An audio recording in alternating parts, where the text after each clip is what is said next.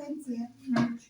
De astăzi, care și-au exprimat punctul de vedere și s-au exprimat favorabil și obiectiv la ceea ce a scris soția mea. Vreau să vă mai spun că are și un spirit de analist poetic.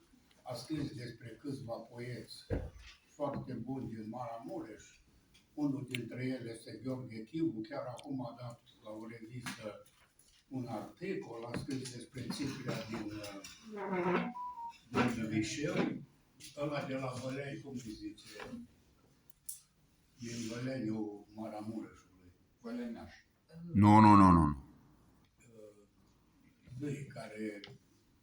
Nu. Și alții.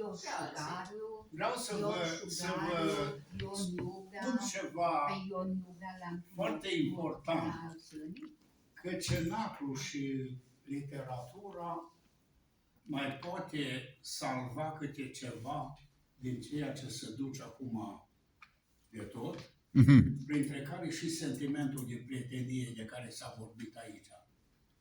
Chiar mi s-au plâns foarte mult și au zis către mine: domnul profesor, acum s-a dus și sentimentul de prietenie, s-a dus și sentimentul de solidaritate și aceasta am constatat-o și eu când am cerut sprijin unor prieteni pe care eu i-am ajutat foarte mult și care s-au dat în drept. Un italian pe care l-am întâlnit prin Maramureș, pe la Săpânța, mi se pare, zice: domnul profesor, ce se întâmplă cu România asta?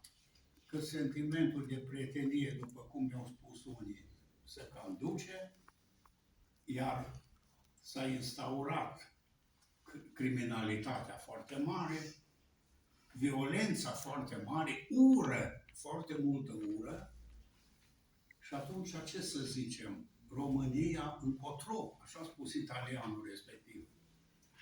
Deci, literatura și poezia, care este o minunată formă de exprimare a sufletului uman, mai poate face câte ceva, pentru că acum educația adultului la noi nu-i nicăieri, ceea ce în alte țări se pune mare accent pe ea, și iată unde am ajuns. Este o decădere morală îngrozitoare. Pe mine acest fenomen mă îngrijorează extrem de mult. Extrem de mult.